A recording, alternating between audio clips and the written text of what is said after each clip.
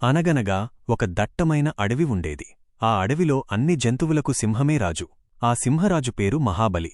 మహాబలికి ముసలితనం రావడంతో తన తరువాత అడవిని పాలించడానికి ఒక వారసుడిని ఎంపిక చేయాలని అనుకున్నాడు. మహాబలికి 2 కొడుకులు. వారి పేర్లు క్రూర మరియు ధైర్య. చిన్నప్పటినుంచి సింహరాజు మహాబలి తన కొడుకులిద్దరికీ రాజరిక విద్యలు, యుద్ధ విద్యలు మరియు వేటలో సాధన నేర్పేవాడు. కాని వారిద్దరి స్వభావాలు పూర్తిగా భిన్నం. క్రూర పేరుకు తగ్గట్టుగానే ఉండేది. అది చెడ్డది. అడవిలోని తోటి జంతువులను భయపెడుతూ, చిన్న చిన్న జంతువులను హింసిస్తూ తన శక్తిని చూపించుకోవడానికి ప్రయత్నించేది. ఎవరైనా తనకు నచ్చని పనిచేస్తే తీవ్రంగా కోపం తెచ్చుకుని శిక్షించేది. క్రూర అంటే అడవిలో చాలామంది భయపడేవారు. ధైర్య పేరుకు తగ్గట్టుగానే మంచిది. అది అందరితో ప్రేమగా ఉండేది. ఎవరైనా ఆపదలో ఉంటే వారికి సహాయం చేసేది. అడవి జంతువుల కష్టసుఖాలను పంచుకునేది. ముఖ్యంగా చిన్న బలహీన జంతువులను బాగా చూసుకునేది. వాటికి ధైర్యం చెప్పేది.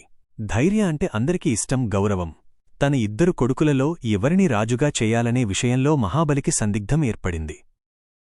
ఎందుకంటే క్రూర శక్తివంతమైనది, కాని దుర్మార్గురాలు. ధైర్య దయగలది, కాని అంత బలప్రదర్శన చేయలేదు. అందుకే మహాబలి ఒక పోటీని ఏర్పాటు చెయ్యాలని నిర్ణయించుకున్నాడు. ఒకరోజు మహాబలి అడవిలోని జంతువులన్నింటినీ పిలిచి ఇలా ప్రకటించాడు: నా ప్రియమైన జంతువులారా, నా తరువాత అడవికి రాజును ఎన్నుకోవడానికి నా కొడుకులు 2రికీ ఒక పోటీ పెడుతున్నాను. ఎవరైతే ఎక్కువ దూరం పరిగెత్తి అడవి అవతల ఉన్న పర్వతాన్ని చేరుకుంటారో వారే ఈ అడవికి కొత్త రాజు అవుతారు. పోటీ ప్రారంభమైంది. క్రూర తన గమ్యాన్ని మాత్రమే దృష్టిలో పెట్టుకుంది. అది అత్యంత వేగంగా పరుగున వెళ్ళింది. దారిలో ఏ జంతువు అడ్డువచ్చినా లేదా ఏదైనా చిన్న జంతువు సహాయం కోసం అడిగినా పట్టించుకోలేదు. వాటిని తోసి ముందుకు వెళ్ళిపోయింది. తన గెలుపు, అధికారం తప్ప దానికింకేమీ ముఖ్యం కాదు. కాని ధైర్యమాత్రం నెమ్మదిగా ఆలోచిస్తూ ముందుకు సాగింది. కొంత దూరం వెళ్లగానే దానికి దారిలో ఒక పాత కుందేలు కాలు విరిగి బాధపడుతూ కనిపించింది. కుందేలు ధైర్యను చూసి, ఓ రాకుమారా, నా కాలు విరిగింది, నన్ను నా ఇంటికి చేర్చగలవా అని వేడుకుంది. క్రూర అయితే అప్పటికే ఆ కుందేలును చూసి కూడా చూడనట్లు వెళ్ళిపోయింది. కాని ధైర్య ఆగింది. పోటీ ముఖ్యమైనప్పటికీ బాధలో ఉన్న కుందేలును చూసి దయ కలిగింది. అది వెంటనే ఆ కుందేలును జాగ్రత్తగా ఎత్తుకుని దాని ఇంటికి చేర్చింది. ఈ ఆలస్యం కారణంగా ధైర్య క్రూర కంటే చాలా వెనుకబడిపోయింది. మళ్లీ ధైర్య పరుగు మొదలుపెట్టింది. కాసేపటికే దారిలో కొన్ని కోతులు భయంతో వణుకుతూ కనిపించాయి. వాటిని ఒక క్రూరమైన నక్క తరుముతోంది.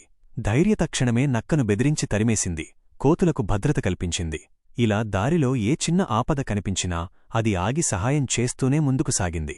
ఈ కారణంగా క్రూర పర్వతం దగ్గరికి చేరుకుంది. కాని ధైర్యమాత్రం చాలా దూరంలోనే ఉండిపోయింది. మహాబలి జంతువులందరితో కలిసి పర్వతం కింద వేచి ఉన్నాడు. క్రూర కిందకు రాగానే గర్వంగా, నాన్నగారు, నేను గెలిచాను, నేను రాజును అవుతాను అని ప్రకటించింది. అదే సమయంలో ధైర్య కూడా పర్వత శిఖరం దగ్గరికి చేరుకుంది.